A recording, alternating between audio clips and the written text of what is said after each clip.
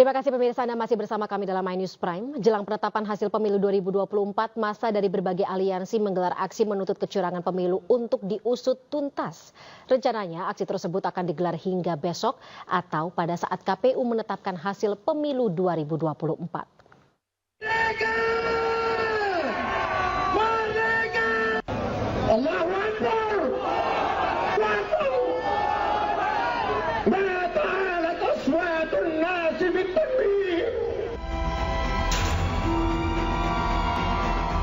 Massa dari berbagai aliansi turun ke jalan jelang pengumuman hasil pemilu 2024.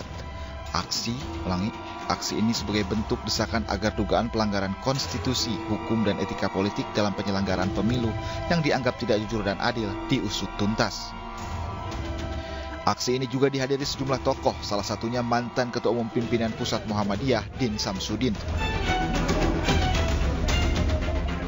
Dalam aksi yang digelar di depan gedung DPR RI ini, massa membakar ban sebagai bentuk protes atas ketidakpuasan mereka terhadap pemilu 2024. Massa mendesak agar DPR untuk segera menggulirkan hak angket untuk mengungkap dugaan kecurangan yang terjadi dalam pemilihan presiden 2024. Sebab menurut mereka isu kecurangan yang beredar di masyarakat saat ini akan menjadi terang benderang melalui hak angket. Rakyat, Gemara, ada GPKR dan sebagainya, ini kita bergabung. Ya bersama-sama memang menentukan tanggal yang sama, dan ini baru pertama kali untuk meminta DPR segera melakukan hak angket, karena jangan sampai desas-desus pandangan mata yang jelas di depan mata kita ini yang dilihat oleh seluruh masyarakat nggak ada ujungnya. Nah, dengan hak angket itu bisa kelihatan siapa salah, siapa benar, siapa yang fitnah, siapa yang tidak fitnah, itu kelihatan. Jadi itulah kira-kira yang menjadi tujuan dari aksi hari ini. Aksi serupa juga dilakukan di depan gedung KPU RI pada Senin kemarin. Massa yang menamakan diri sebagai bagian dari Aksi Nasional Gerakan Masyarakat Sipil Selamatkan Demokrasi Indonesia memprotes dugaan kecurangan pemilu 2024. Massa menilai kecurangan pemilu 2024 sangat jelas terlihat dan dianggap terstruktur, sistematis, dan sangat masif. Rencananya aksi massa ini digelar hingga 20 Maret 2024 atau batas maksimal Komisi Pemilihan Umum untuk mengumumkan hasil pemilu 2024. Dari Jakarta, Tim Liputan iNews melaporkan. Ya, pemirsa, massa dari berbagai aliansi menggelar aksi menuntut kecurangan pemilu 2024 untuk diusut tuntas.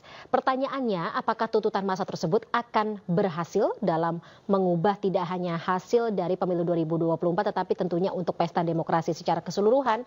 Kita bahas bersama dengan pengamat politik Ray Rangkuti. Selamat malam, Bang Ray, saya sapa terlebih dahulu.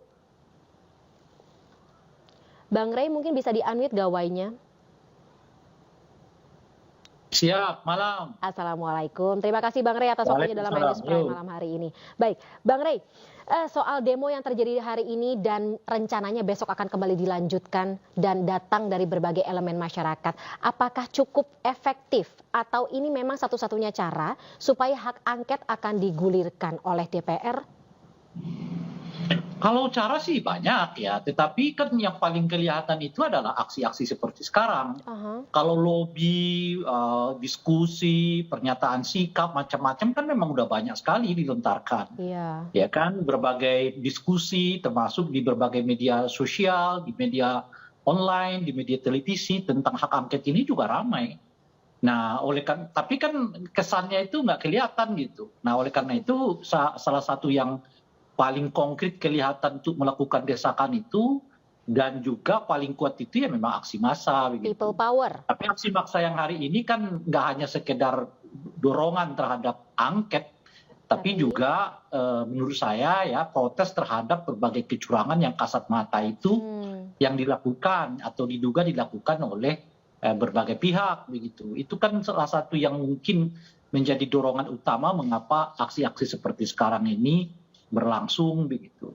Nah, tapi di satu segi aksi-aksi ini juga menurut saya ya memberi satu apa istilahnya itu peringatan keras. Kalau kita tidak melihat ya memperbaiki mencermati apa yang menjadi tuntutan aksi-aksi ini, bisa saja ke depan ya bahwa pemilu-pemilu kita itu dianggap hanya penuh rekayasa gitu. Oh, cuma Oleh karena itu, formalitas saja dari pihak yang berkuasa atau ya, oligarki, karena Bang kan Rey? kemudian orang kembali kepada situasi kalau udah pemilunya ditetapkan, pelanggaran-pelanggaran dilupakan gitu. Oke. Apa akibatnya? Akibatnya adalah pelanggaran-pelanggaran yang sama berulang.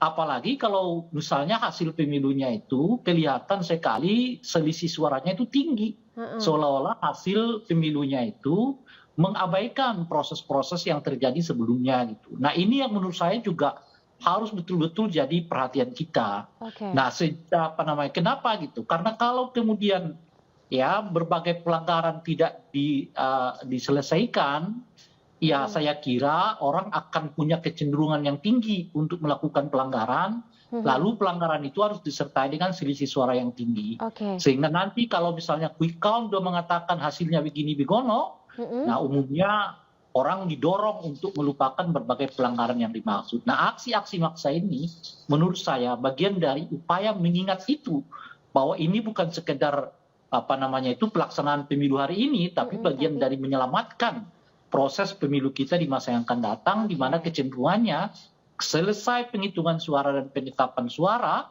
dianggap berbagai persoalan itu juga selesai gitu. Baik, nah kalau kita bicara mengenai suasana kebatinan, terus kemudian siapa-siapa saja yang berpartisipasi dalam protes, ya kalau kita bicara protes kan ini berangkat dari rasa kekecewaan ya. Ada sesuatu atau ada menganggap bahwa sesuatu ini tidak berjalan sesuai dengan aturannya atau sebagaimana mestinya. Dan tidak main-main kan Bang Rey kalau kita melihat siapa-siapa saja yang turun, baik dari Sivitas Akademika, dari berbagai universitas negeri yang ada di Indonesia, kemudian tokoh-tokoh nasional. Kalau hari ini dari Gerakan Penegak Kedaulatan Rakyat ada Pak Din Syamsuddin yang turun. Apakah ini juga bisa menjadi wajah bahwa protes tersebut bukan sekedar aksi massa biasa, tetapi ada gelombang yang menuntut ya mungkin masih bisa kita bilang akan sebesar reformasi 98?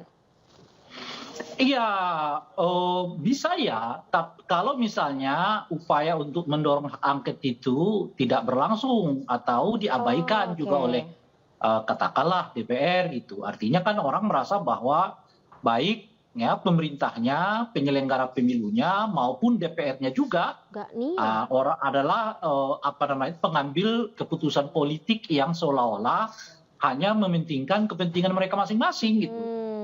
Nah, oleh karena itu saya kira ya, khususnya kepada partai-partai yang sudah menyatakan kepada masyarakat akan melakukan hak angket itu, ya untuk segera menyusunnya.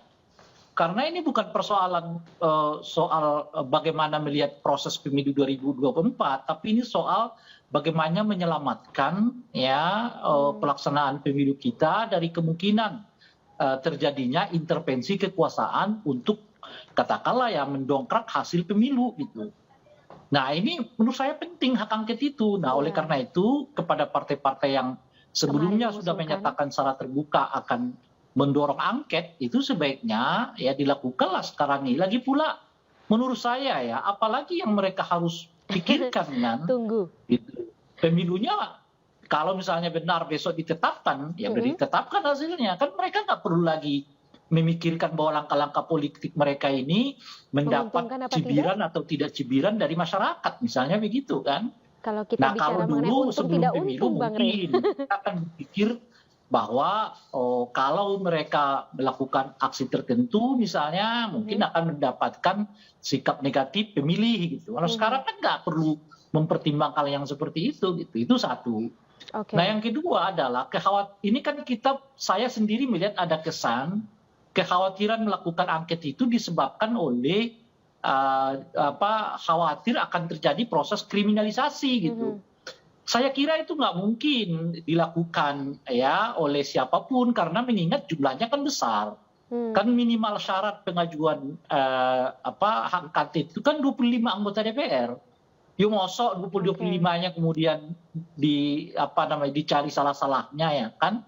Itu memperkenalkan kepada kita, memperlihatkan kepada kita ya memang upaya-upaya penjeratan hukum itu ya bagian dari upaya untuk mencegah angket ini dilakukan gitu. Artinya akan ada reaksi negatif publik lagi terhadap katakanlah misalnya upaya-upaya untuk mengungkap kasus-kasus dari mereka yang mengajukan hak angket gitu loh kira-kira. Baik, Nah, Bang oleh Rey. karena itu menurut saya sih sebetulnya tidak ada alasan yang cukup signifikan lagi prinsipil ya untuk tidak mendorong hak angket ini dilakukan. Gitu. Oke, apa lagi yang ditunggu? Lebih cepat lebih baik kalau katanya 2019 waktu itu. Terima kasih Bang Rey atas insight-nya dalam iNews Prime malam hari ini. Kita lihat ya seperti apa bagaimana dinamika yang terjadi besok. Kita harapkan tentunya berpihak kepada rakyat. Selamat malam Bang Rey, sehat selalu. Selamat berpuasa.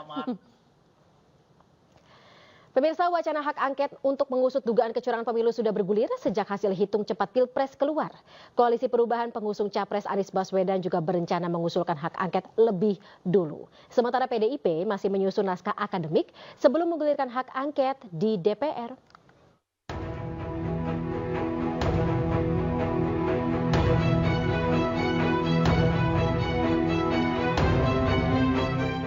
Koalisi Perubahan pengusung Capres Anies Baswedan berencana mengusulkan hak angket dugaan kecurangan pemilu di DPR lebih dahulu. Ketiga parpol itu adalah Partai Nasdem, PKB, dan PKS. Mereka resah lantaran usulan hak angket terkesan lambat dan tak kunjung terwujud. Ketiga parpol berharap bisa benar-benar sejalan dengan PDI Perjuangan dalam menggulirkan hak angket di DPR. Kalau saling menunggu, mengapa kita tidak mulai saja? Jadi kalau hanya mengusulkan, saya ulang ya, kalau hanya mengusulkan 25 nama, lebih dari satu fraksi, kita kan bisa bertiga. Kalau ide ini diterima, kami berharap bertemu PDIP di paripurna. Ya dong. Berarti itu artinya begini, kita rasional. Kalau kami terus yang maju, hanya kami bertiga ini tidak bakal menang. Sebaliknya juga, kalau PDIP sendiri yang maju tidak bakal menang. Tapi kalau tunggu-tunggu begini nggak ada yang mulai, kami akan ajukan usul. Para sekjen akan ajukan usul kepada pimpinan. Bagaimana kalau kita mulai, pengusulannya kita yang mulai, tiga partai ini. Sementara itu, PDI Perjuangan telah menyusun naskah akademik sebanyak 101 halaman terkait implementasi sejumlah undang-undang yang berbau penyalahgunaan kekuasaan dan pelanggaran hukum. Naskah disunting langsung oleh Cawapres nomor urut 3, Mahfud MD. Menurut Mahfud, Ketua Umum PDI Perjuangan Megawati Soekarno Putri serius mengawal hak angket meski tidak turun tangan langsung. Pemirsa, polisi menangkap satu keluarga yang menjadi pelaku pencurian kendaraan bermotor di Pademangan, Jakarta. Informasinya akan kami hadirkan setelah jeda, tetaplah bersama kami.